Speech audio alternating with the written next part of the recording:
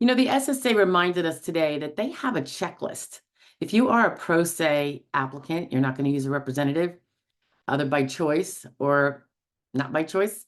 They they do encourage you to follow this checklist and make sure you have everything on it before you actually jump into the application, the online application system to draft and submit your application.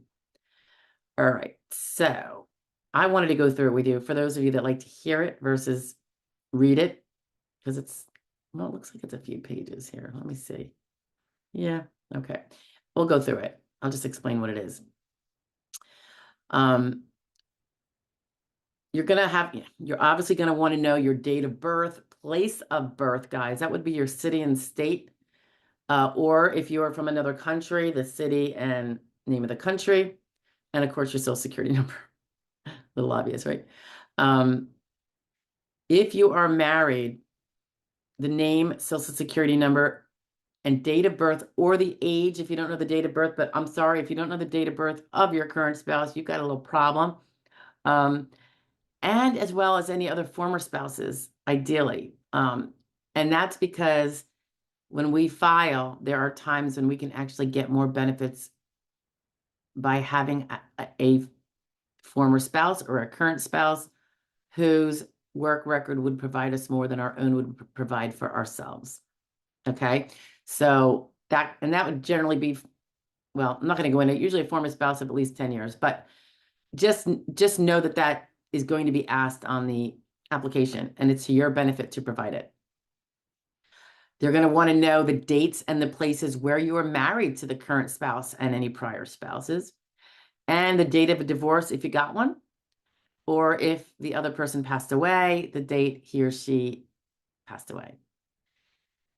Obviously, sometimes if you're divorced, you're not going to know if they passed away if you don't keep contact, and you might not know dates, but do the best you can. Obviously, it's not mandatory, but at least the more SSA knows, the more they can presumably help to find out if you have more benefits coming to you. If available, they say, the name, address, and phone number of two people, and not including your doctors, guys, who know about your medical conditions and can help you with your claim. It used to be they just asked for one. It's probably going to be that whoever you put there is probably going to get one of those SSA 3380s down the road. That is the third-party function report, whereas they will be sending you a first-party, the direct function report as the claimant. But sometimes they want to get it from someone who knows you well. They're going to want you to have, they're going to prefer that you have a checking or savings account number, including the bank's 9-digit routing number. And this would be for if you win down the road, which could be years away, direct deposit of your benefits if you prevail. I have a slight problem with this one from a practical standpoint and from experience over the last couple decades doing this. If you are financially troubled, and this often happens, not necessarily with single people, but I would say more often with single people that don't have a working spouse helping them be supported and the household staying together and staying afloat financially. Oftentimes, there could either be no bank account that's valid anymore because there's no money, or there is a bank account, but they have bad credit now and creditors are coming after them, and there's a fear or a concern about a freezing or a lien placed on the account. If that happens, you really don't want that account to be, in my opinion, the one that you're going to have your direct deposit funded into. While there are rules that are supposed to protect Social Security funds, it is not ironclad. So if you were to have Social Security funds deposited into a cattywampus type of bank account that is now not as secure as you would like, I just think that's a risk. Or let's say your credit is good now, but you're going to be heading into 2 years of no income. Are you going to be behind in your bills? Are you not going to have money in the bank? Are creditors going to be coming after you? You don't know what your banking situation security is going to feel like in 2 years when you win. And no, not everybody takes 2 years to win. Some don't win at all. Some win earlier, of course. But you see my point, right? So what I do is I don't take banking information from my clients. That is something that when we have wind of a win, I have them call the field office and give their personal banking information themselves because I really don't want to be in possession of someone's banking information. I just don't. I don't need to. I don't think it's a good idea to give it in case your financial situation changes. So I pass on that one. But it's important that as soon as you know you won, boom, boom, get in there with a phone call. They will send you a paper check if they don't have it, but you're going to want that on direct deposit as soon as possible, presumably. If you still don't have a safe bank account, however, you can do the Social Security debit card, which I don't know if there's multiple companies they work with, but I know it's often called Direct Express. Okay. And that is the alternative to a bank account for those that have insecure bank accounts or no bank accounts. Something you could definitely do. If applicable, workers' compensation or other disability benefit information, including the date of injury, claim number, any settlement agreement details, and the source and payment amounts for any disability benefits. Okay, this gets kind of complicated for workers' comp people. They often don't have this information. If you have a workers' comp attorney that has been working on your workers' comp case or did in the past, you're going to want to reach out to them to get these documents if you don't already have them. Presumably, you have some sort of written documentation about when your temporary wages started, when they ended, if they did. If you got a settlement, it could be you're in the middle of waiting for a settlement. But that's the kind of stuff that they get really nitpicky about. They want to know that off the bat. I've seen them hold up the processing of an application because someone didn't have this information, which I find completely inappropriate, by the way, because they really should be jumping on that if you have it in the beginning, great. I just don't think they should hold up a case for it because you still got a ton of months of medical workup with or without this information. So why hold up the rest of the work? Because you don't have it off the top of your head. Maybe you can find it. If you can't, there's something called an SSA 1709 that you can sign and give them permission to go directly to the carrier to get the information or the employer. I'm trying to think what the 1709 says. I forget. But that is something that we often submit when our clients don't have all the details. Sometimes the workers' comp claim was years ago. So I will send the 1709 on behalf of the client saying, feel free to go get it yourself, SSA. Here's the information. Okay, some more things that they tell you that you're going to want to have.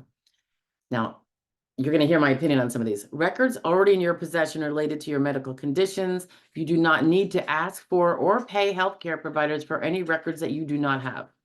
Okay. So the second part of that one is alluding to the fact that they're going to order everything you put in your application. Every doctor's office that you put in there, hospital, clinic, physical therapy office, what have you, they're going to order all those for you. So I don't suggest you go and order them by yourself. In a lot of places, you're going to pay. A lot of times providers will try to charge you because they don't think you know what the limits are, or they will give you a HIPAA form that is not a high-tech HIPAA form, and they can charge you much, much more money for your own records. Okay. Another reason why I don't want to see my clients sending in documents to the SSA field office when they file. They rarely make it into your medical file once it gets moved up to the medical office that's doing a lot of analysis and ordering your records. They just don't. I don't know if they toss them in the trash. I have no idea what happens. All I know is historically, it's never been favorable.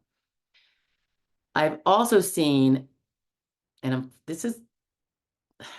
it might not be all the time, but I've seen it so many times. It makes me cringe. Let's say you have one record from Dr. Jones, or maybe 2 or 3 dates for whatever reason, and you send them up. Maybe you had ordered them at one time, but you don't have anything in the last few months, and you send it up. I have seen adjudicators, sorry guys, but I've seen this happen, adjudicators. They don't order them. They're like, she sent them. I don't have to lift a finger. Boom. And that's all you got is the amount that you sent, not the ongoing ones. They didn't order them again. They didn't order them twice if their case took a long time to get the most recent updates. None of that seems to happen. So I think you have to tread really cautiously here about when you do and do not give records to them. they're going to be ordering them themselves.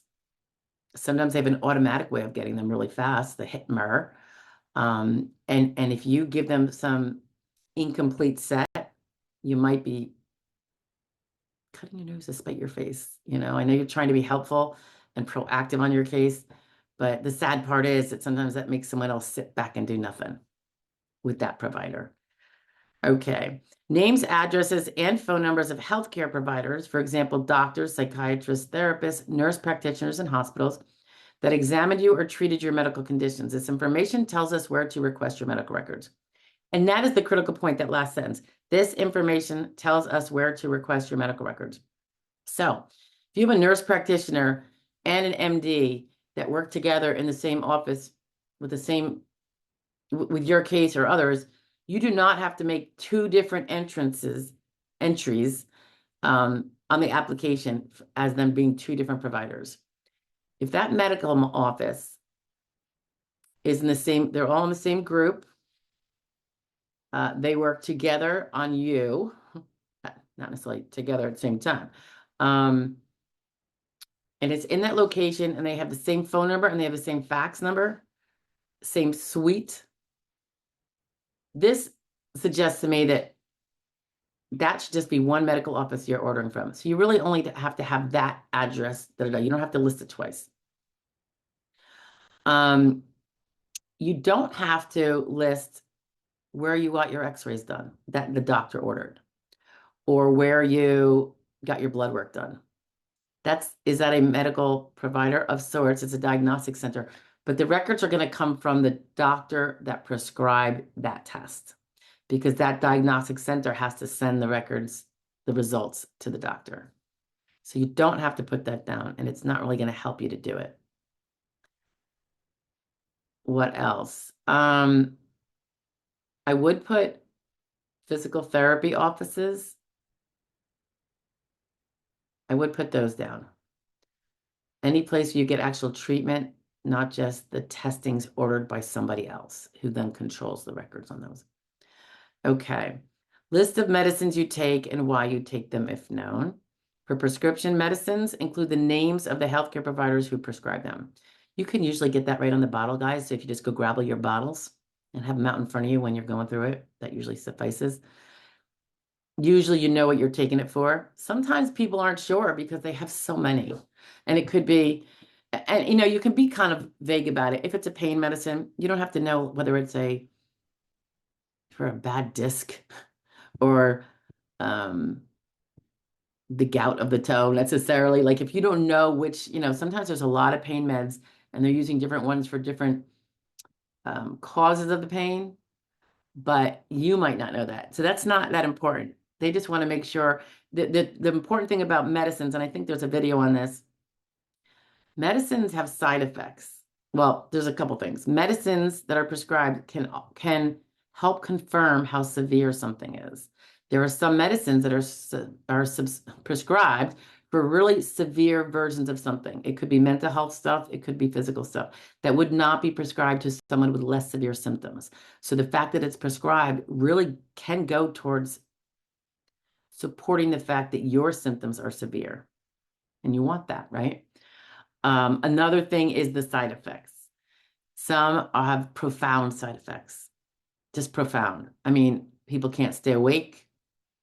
They have headaches. I don't know. Is there a medicine that doesn't have a side effect? Just saying. So that's why the medicines and including them are important. Yes, they should show up in your medical records. It's true. But this gives them a little more of a heads up, maybe, about the severity and such. The names and dates of medical tests you have had or are scheduled to have related to your medical conditions and who ordered them. Yeah, I know this one's a tough one, particularly if it's in the past. Like, who knows the date?